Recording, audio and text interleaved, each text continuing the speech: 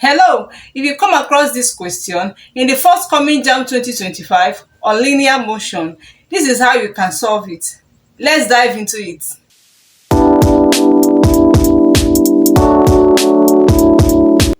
A motor vehicle is brought to rest from a speed of 15 meters per second in 20 seconds. Calculate the retardation. And we have option A to be 0.75 meters per second square, option B to be 1.33 meters per second square, option C to be 5.00 meters per second square, and option D is 7.50 meters per second square. Now, in the view of this question, the first thing that will come to our mind is this. This vehicle is brought to rest from a speed of 15 meters per second. That means that it was already in motion before it came to rest. Okay, now it means also that my initial velocity u is equals to what? 15 meters per second, right?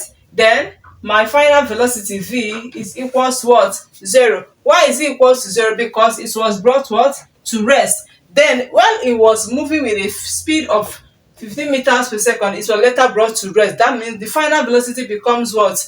0. Okay, and the time is given as 20 seconds, and we are looking for A. A is the same thing as acceleration and also retardation, but in retardation velocity decreases with what? Time. All right, that means A is equals to what we are looking for. Now we're going to use the equation of motion, which says that what? A is equals to v minus u over what? T, right? Now with that being said, let's substitute into what I have. Then I have A is equals to, my final velocity is equals to what? 0. I have 0 minus my initial, which is what? 15, okay? Divided by what? By my time. So I have what? 20. So what do I do now? What I'm going to do is to substitute. I have A is equals to 0 minus 15 is going to give me what? Minus 15, okay? Divided by what? 20. Now let me reduce to the lowest term by saying that A is equals to 5 into this is going to give me minus 3 over what? 4. Of which way you divide, you're going to get minus 0.75 meters per second square, okay? Minus 0.75 meters per second square. So this is the answer to this question, and we have negative sign because the body decreases to rest, okay? And we are looking for retardation. Retardation is an opposite of acceleration. Now going by what we already have, the correct option to this question is option what? A. I hope that is clear. An aeroplane lands on a runway at a speed of 180 kilometers per hour and is brought to a stop uniformly in 30 seconds. What distance does it cover on the runway before coming to rest? Now in this question, it means that the aeroplane was already at a speed before it was brought to a stop. That means before it came to rest. Okay, so let's state what we have. We have the options. Option A to be 360 meters, option B to be 540 meters, option C to be 750 meters, and option D to be 957 meters. That means 957 meters. All right, so before we proceed, we're going to state what we are given. We are given the speed, that is the initial velocity, to be 180 kilometers per hour, right? Then it was now brought to a stop, okay? So we can say that final velocity is equals what? 0 in 30 seconds. That means time is what? 30 seconds, okay? Now for the first thing we're going to do is that we're going to convert these kilometers per hour to meters per second simply by saying u is equals to 180 multiplied by 1000 divided by 60 times 60, okay? Then whatever thing we have is going to give us the answer in meters per second. So if we cancel out and cancel out, then we multiply all through, it's going to give us what? 50 meters per second. Is that clear? Now going by what we have, let's find out. I'm going to use this equation of motion because you're looking for x, and x is what? Distance. So let's use this equation of motion, which says that x is equals to u plus v over 2 you bracket what? T. So let's substitute because all the parameters we have, including what we are looking for, is involved. So that's why we're using this particular formula. So we say x is equals to, my initial velocity is 50, okay, plus my final velocity is 0, and divided by what? 2. Then bracket what? 30, right? So by the time we divide, you say x is equals to, this divided by this, I'm going to have 25, then multiply by what? 30. Then by the time you multiply 25 by 30, you're going to be getting the answer to be 750 meters, right? And the correct option to this question is option what? C. And remember that there is need for you to convert to meters per second. Why must you convert? You must convert because the time in the question is given in seconds and not in hour. But the speed here is given in kilometers per hour. So if you don't convert it to meters per second, your answer is going to be different from what you're supposed to get. Is that clear? The velocity v of a particle at the time t is given by the equation v equals 10 plus 2t squared. Find the instantaneous acceleration after 5 seconds. They are given option A to be 10 meters per second square, option B to be 15 meters per second square, option C to be 20 meters per second square, and option D to be 60 meters per second square. Alright, so looking at this question, we are going to do a simple differentiation. Let us just state the equation. You say V is equals to 10 plus 2t squared, right? Now for us to do a simple differentiation, you know that the rate of change of displacement is equal to acceleration. Now going by that, I'm going to just differentiate this with respect to time, okay? So I'm going to say dv over dt is equals to, now because this 10 is a constant, it does not have t, so it's going to be equal to 0 plus, we are going to do simple differentiation by saying what? 2 times 2 is 4, okay, bring down t, then 2 minus 1 is what? Power 1, right? Then they gave us at t equals what? 5 seconds. So that means the v over the t is equals to 4 multiplied by time, which is what? 5. And the answer is going to give us 20 meters per second. I hope that is clear. So when you come across this simple question like this, what we are going to do is to do simple differentiation by differentiating v with respect to t. Anyone that does not have t close to it is going to be equal to 0 because that is a constant. Okay, so once that is done, substitute the value of your t given to you and the answer becomes 20 meters per second square. Is that clear? So from what we have, the correct option to this particular question is option C. A palm fruit dropped to the ground from the top of a tree 45 meters tall. How long does it take to reach the ground? And we are given G to be 10 meters per second square. And the options provided for this question, option A is 9 seconds, option B is 4.5 seconds, option C is 6 seconds, and option D is 3 seconds. Alright, this question is motion under gravity, okay? So we must also note that if a body is falling from a certain height, one thing is constant, our initial velocity is equals to 0. So going by that, we say that my u is equals what? 0. And we are given the height, that means h is equals to 45 meters. How long means what? Time. And g, you're looking for time, and g is equals to 10 meters per second square. Alright, so going by that, what are we going to do next? Let's substitute the equation that we are going to use. We are going to use this equation, h is equals to ut plus half gt squared. Okay, alright, so going by that, we have my h is 45 is equals to, my u is 0 multiplied by t, then plus 1 over 2 multiplied by 10 multiplied by t squared. Is that clear? So we'll go down by saying 45 is equals to 0. Okay, then this cancel this to give us what? 5. This is plus 5t squared, right? Which is the same thing as 45 is equals to 5t squared. And let's go again by saying, let's get the value of t. Then we'll say 45 is equals to 5t square. We divide both sides by what? Coefficient of t square, which is 5. Then we'll go down by saying t square. When we divide, it's going to give us 9. This is 9, right? Then we'll take the root of both sides. Okay, so that means that t, this cancels this to give us t. Then the root of 9 is equals to what? 3 seconds. So the answer to this question is 3 seconds. And the correct option is option D. I hope that is clear.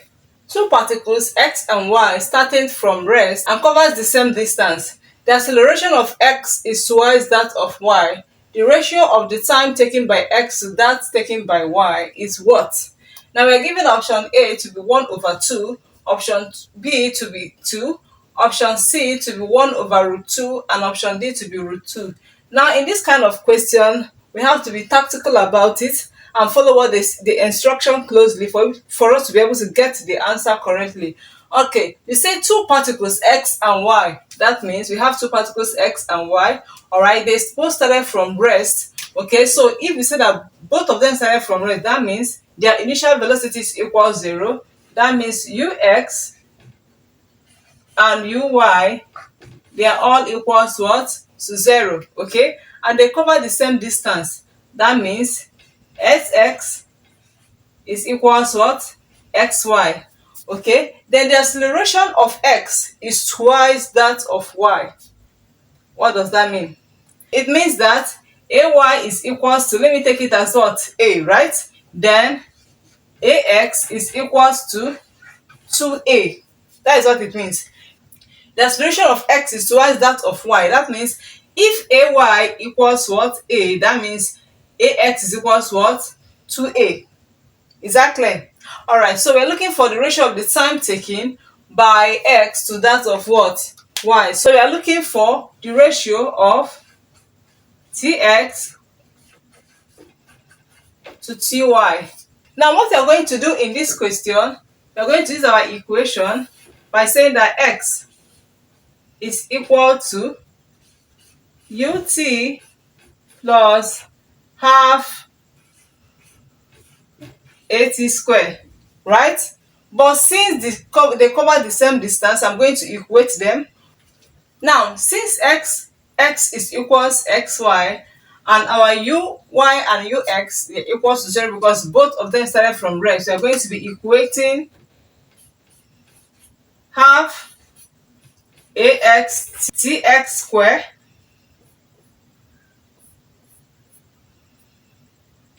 ts square is equals to half ay ty square, right? And you must not forget to put in our values that our ay is equals to a while our ax is equals to 2a. So let's go. This is half, so multiply by 2a multiplied by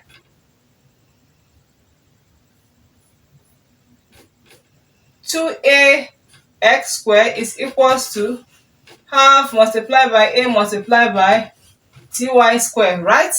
Okay, so this cancels this, okay, and this cancels this, so we are left with what? ts square is equals to ty square over what? Over 2, right? Now we go by saying that bringing them together, so we are left with saying cross multiply. You can say cross multiply by saying that what?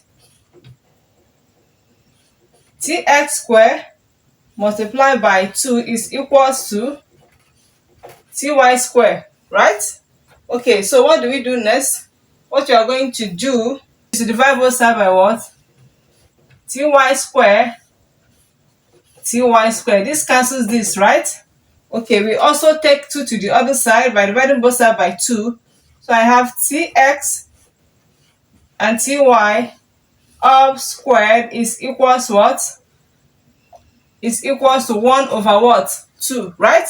So I will take the root of both sides. If I take the root of both sides, this cancels this. And the ratio of tx to ty is equals to 1/√2. Is that clear? So looking at what we have done so far, the correct option to this question is option C. I hope that is clear. So if you get this kind of question and they said that the distance covered they are equal, they both started from Rex, but the acceleration of one is twice that of the second, we arrange it this way so you can be able to get the answer. I hope that is clear. A car accelerates uniformly from rest at 4 meters per second square. How far will it travel in the fifth complete second? We are given option A to be 100 meters, option B to be 50 meters, option C to be 32 meters, and option D to be 18 meters. So now, going by this, the car accelerates uniformly from rest. That means our initial velocity u equals 0 because the body was at rest before it started making movement. So let's go. It said that my initial velocity is equal 0. Okay. Then we have the acceleration A to be 4 meters per second square. Okay. Then how far means distance. We are looking for distance. Okay. Then will it travel in the fifth complete second? That is the time. It's 5 seconds. Okay. Now, in the word fifth complete second means after solving for using time for 5 seconds, you are going to solve for time when it is 4 seconds. Okay. We are going to solve for because it was at 4 seconds before we move to the fifth complete second. That means after solving for t to be 5, we are going to also solve for t to be what? 4 seconds, right? We are actually looking for the difference between them, of which we can solve it together, right? Okay, so let's go. We use the equation x is equals to ut plus half at squared, right? So x is equals to 0 times what? Okay, let me say 0 times 5 minus 4, okay, of which is going to cancel out, then plus half times my acceleration is what? 4, then times my t is what? I have 5 square minus 4 square. Let me just solve it together. Okay, so x is equals to, this is going to give me 0 plus, this is going to give me 2. 2 times, we have 25 minus 16, right? So x is equals to 2 times 25 minus 16. Now 25 minus 16 is going to give me 9. Okay, so I will go 2 times that is going to give me 18 meters. Okay, so the distance that it traveled in the fifth complete second is 18 meters. And from what we have done so far, the correct option to this is option D. So if you are given such question, what you are going to do is to put the 2 times together and make sure, for example, you are given the last 10 seconds, okay? You are going to solve when the time is 10, and you are also going to solve when the time is 9. That is how to do this type of question. And the answer to this question is 18 meters. I hope that is clear. If this video is able to help someone, please don't forget to subscribe to this channel, turn on the notification button to get notified each time I post videos, and make sure you comment and share so that other students that are preparing for the forthcoming JAMB 2025 can also learn from it. I will see you next time in the next one. Bye for now.